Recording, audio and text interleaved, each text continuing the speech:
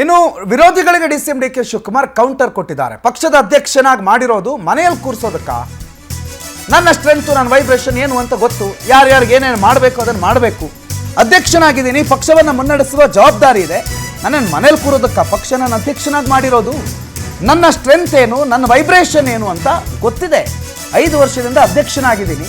DCM ಮಾಡಿದ್ದಾರೆ. ಬಹಿರಂಗವಾಗಿ ಮಾತನಾಡೋರು ಯಾರಿಗೂ ಕೂಡ ನಾನು ಉತ್ತರ ಕೊಡೋದಿಲ್ಲ. ನನ್ನ ಬಳಿ ಬಂದು ಮಾತಾಡಲಿ, ಅವ್ರಿಗೆ ಸಲಹೆ ಏನು ಕೊಡಬೇಕು ಅದನ್ನು ನಾನು ಕೊಡ್ತೀನಿ ಅಂತ ಸಚಿವ KN ರಾಜಣ್ಣಗೆ ಡಿಸಿಎಂ ಡಿ ಕೆ ಶಿವಕುಮಾರ್ ತಿರುಗೇಟ್ ಕೊಟ್ಟಿದ್ದಾರೆ ಬೆಂಗಳೂರಲ್ಲಿ ಮಾತನಾಡೋ ಸಂದರ್ಭದಲ್ಲಿ. ನನ್ನ ಹತ್ರ ಬಂದು ಮಾತಾಡಲಿ, ಸಮಸ್ಯೆಗಳಿದ್ರೆ ಅಥವಾ ಅವ್ರ ತೊಂದರೆ ಇದ್ದರೆ ನಾನು ಸಲಹೆ ಕೊಡ್ತೀನಿ. ಹೊರಗಡೆ ಹಾದಿ ಬೀದಿಯಲ್ಲಿ ಮಾತಾಡೋರ ಬಗ್ಗೆ ನಾನು ಮಾತಾಡಲ್ಲ ಅಂತ ಡಿಸಿಎಂ ಡಿ ಕೆ ಶಿವಕುಮಾರ್ ಮಾತಾಡಿದ್ದಾರೆ. ನನಗೆ ನನ್ನ ಹತ್ರ ಮಾತಾಡಿಲ್ಲ.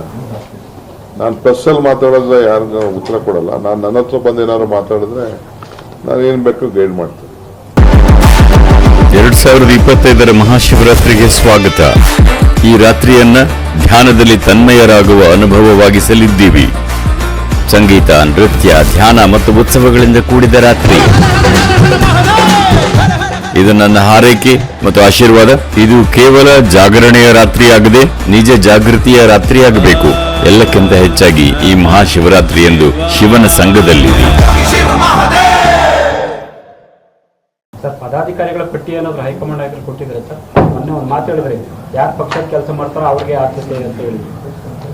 ಈಗ ನಮ್ಮಲ್ಲಿ ಒಂದು 3 ಲೇಯರ್ ಇದೆ. Vice president, general secretary, secretaries. ನಾನು ಸೆಕ್ರೆಟರೀಸ್ ಕೊಟ್ಟಿದ್ದೆ, ಅವರು ಕ್ಲಿಯರ್ ಮಾಡಿದ್ದಾರೆ ಲಿಸ್ಟ್ನ. ಸೊ ಅದಕ್ಕೆ ಅವನ್ನೆಲ್ಲ ಕರೆದು ಮಾತಾಡಿದ್ದೀನಿ. ನಾನು ನಮ್ಮ ಕೋಆರ್ಡಿನೇಟರ್ಸ್ ಅಂತ ಅವ್ರ ಕೈಲೇನೆ ಕೆಲಸ ಮಾಡಿಸ್ತಾ ಇದ್ದಾರೆ. ಈಗ ಕೆಲವು ಮಿನಿಸ್ಟರ್ಸ್ಗೂ ಮಾತಾಡ್ತಾ ಇದ್ದೀನಿ. ನಿಮ್ಮ ಡಿಸ್ಟಿಕ್ಕಲ್ಲಿ ಯಾರು ಇದ್ದರೆ ಕೆಲವು ನೇಮ್ಸ್ ಕೊಡಿ, ಯಾಕೆಂದರೆ ಆ್ಯಕ್ಟಿವ್ ಟೈಮ್ ಡಿವೋಟ್ ಮಾಡಬೇಕು. ಆನಂದ್ ಈ ಬಗ್ಗೆ ಹೆಚ್ಚಿನ ಮಾಹಿತಿ ಕೊಡ್ತಾರೆ. ಫೋನ್ ಸಂಪರ್ಕದಲ್ಲಿ ಜಾಯ್ನ್ ಆಗಿದ್ದಾರೆ. Anand, DCM D K Shivakumar ಹೇಳ್ತಾ ಇದ್ರು, ನನಗೆ AICC ಕಚೇರಿ ದೇವಸ್ಥಾನ ಇದ್ದಂಗೆ ಪ್ರಾರ್ಥನೆ ಮಾಡೋದಕ್ಕೆ ಹೋಗಿದ್ದೀನಿ ಅಂತ. ಏನು ಪ್ರಾರ್ಥನೆಯಂತೆ? ಏನು ಪ್ರಮುಖವಾಗಿ ಡಿಸಿಎಂ ಡಿ ಕೆ ಶಿವಕುಮಾರ್ ಅವರ ದೆಹಲಿ ಭೇಟಿಯ ಬಗ್ಗೆ ಏನೇನು ಮಾಹಿತಿಗಳನ್ನು ಕೊಟ್ಟಿದ್ದಾರೆ ಅವರು? ಪ್ರಮುಖವಾಗಿ ಡಿಸಿಎಂ ಡಿ ಕೆ ಶಿವಕುಮಾರ್ ಅವರು ಸಿಎಂ ಕುರ್ಚಿ ಮೇಲೆ ಕಣ್ಣಾಕಿರ್ತಕ್ಕಂಥದ್ದು ಎಲ್ಲರಿಗೂ ಗೊತ್ತೇ ಇರ್ತಕ್ಕಂಥ ವಿಚಾರ. 2.5 ವರ್ಷ ಆದ್ಮೇಲೆ ತಾವು ಸಿಎಂ ಆಗಬೇಕು ಅನ್ನೋ ಒಂದು ವಿಚಾರವನ್ನ ಅವರು ಪದೇ ಪದೇ ಪರೋಕ್ಷವಾಗಿ ವ್ಯಕ್ತಪಡಿಸ್ತಾ ಇದ್ದಾರೆ. ಪವರ್ ಶೇರಿಂಗ್ ಬಗ್ಗೆನೂ ಕೂಡ ಈಗಾಗಲೇ ಅವರು ಒಂದಷ್ಟು ಮಾತುಕತೆಗಳನ್ನ ನಡೆಸಿರ್ತಕ್ಕಂಥದ್ದು.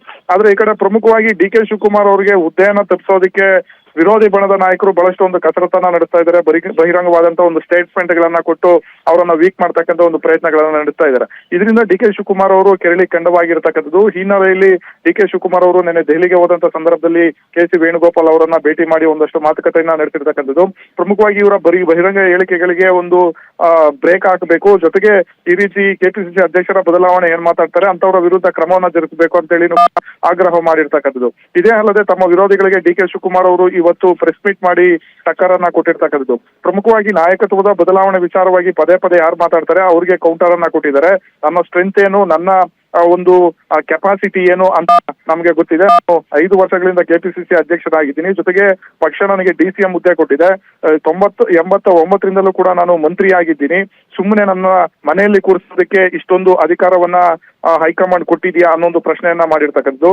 ಜೊತೆಗೆ ನನಗೆ ಆ ಕೆಪಾಸಿಟಿ ಇರೋದಕ್ಕೆ ದೆಹಲಿ, ಆಂಧ್ರ ಪ್ರದೇಶ, ತೆಲಂಗಾಣ, ಪಶ್ಚಿಮ ಬಂಗಾಳ ಸೇರಿದಂತೆ ಬಹಳಷ್ಟು ರಾಜ್ಯಗಳು ನನ್ನನ್ನ ಆಹ್ವಾನ ಮಾಡ್ತಾರೆ. ನನ್ನ ಕೆಪಾಸಿಟಿ ಇರೋದ್ರಿಂದಲೇ ಅಷ್ಟೆಲ್ಲ ರಾಜ್ಯಗಳು ನನ್ನನ್ನ ಆಹ್ವಾನ ಮಾಡ್ತಿರೋದು ಅಂತ ಪರೋಕ್ಷವಾಗಿ ತಮ್ಮ ಕೆಪಾಸಿಟಿ ಬಗ್ಗೆನೂ ಕೂಡ ವಿರೋಧಿಗಳಿಗೆ ಡಿ ಕೆ ಶಿವಕುಮಾರ್ ಅವರು ತಿಳಿಸಿರ್ತಕ್ಕಂಥದ್ದು. ಇದೇ ಅಲ್ಲದೆ ಜಿಲ್ಲಾಧ್ಯಕ್ಷರ ಬದಲಾವಣೆ ವಿಚಾರ ಆಗಿರ್ಬೋದು ಅಥವಾ ಬೇರೆ ರೀತಿಯ ಒಂದು KPCCಯಲ್ಲಿ ಪದಾಧಿಕಾರಿಗಳ ಒಂದು ನೇಮಕಾತಿ ವಿಚಾರ ಇರ್ಬೋದು, ಇಂಥ ಒಂದು ವಿಚಾರಗಳ ಬಗ್ಗೆನೂ ಕೂಡ KN ರಾಜಣ್ಣ ಅವರು ಒಂದು ಪ್ರಸ್ತಾಪ ಮಾಡಿದ್ರು. ಬೇರೆ ಬೇರೆ ಸಮುದಾಯಗಳಿಗೆ ಅವಕಾಶವನ್ನ ಮಾಡಿಕೊಡ್ಬೇಕು ಅನ್ನೋ ಒಂದು ಡಿಮ್ಯಾಂಡ್ ಅನ್ನ ಇಟ್ಟಿದ್ರು. ಇದಕ್ಕೆ ಬಹಳಷ್ಟು ತೀಕ್ಷ್ಣವಾಗಿ ಡಿ ಕೆ ಶಿವಕುಮಾರ್ ಅವರು ತಿರುಗೇಟನ್ನ ಕೊಟ್ಟಿದ್ದಾರೆ. ಪ್ರಮುಖವಾಗಿ ಅಂತದ್ದೇನಾದ್ರೂ ಇದ್ರೆ ನನ್ನ ಬಳಿ ಬಂದು ಚರ್ಚೆ ಮಾಡಬೇಕು, ನಾನು ಅವ್ರಿಗೆ ಸಲಹೆಯನ್ನ ಕೊಡ್ತೀನಿ.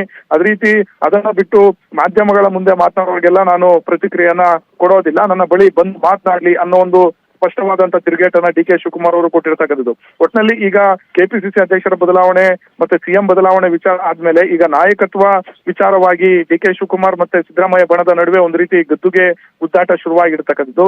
ಹಾಗಾಗಿ ಹೈಕಮಾಂಡ್ ನಾಯಕರು ಮುಂದೆ ಯಾವ ರೀತಿಯ ಒಂದು ತೀರ್ಮಾನವನ್ನ ತೆಗೆದುಕೊಳ್ತಾರೆ ಅನ್ನೋದನ್ನ ಕಾದು ನೋಡ್ಬೇಕಾಗುತ್ತೆ. ಸದ್ಯ ಡಿ ಕೆ ಶಿವಕುಮಾರ್ ದೆಹಲಿ ಬಹಳಷ್ಟೊಂದು ಸಕ್ಸಸ್ ಆಗಿದ್ದೇನೆ ಅಂತ ಹೇಳ್ಬೋದು. ಜೊತೆಗೆ ಸಿದ್ದರಾಮಯ್ಯನವರ ಬಣದ ಒಂದು ಚಟುವಟಿಕೆಗಳೇನಿದೆ ಅದಕ್ಕೆ ಬ್ರೇಕ್ ಆಗ್ತಕ್ಕಂಥ ನಿಟ್ಟಿನಲ್ಲೂ ಕೂಡ ಈಗ DK ಶಿವಕುಮಾರ್ ಅವರು ಸಕ್ಸಸ್ ಆಗಿರ್ತಕ್ಕಂಥದ್ದು.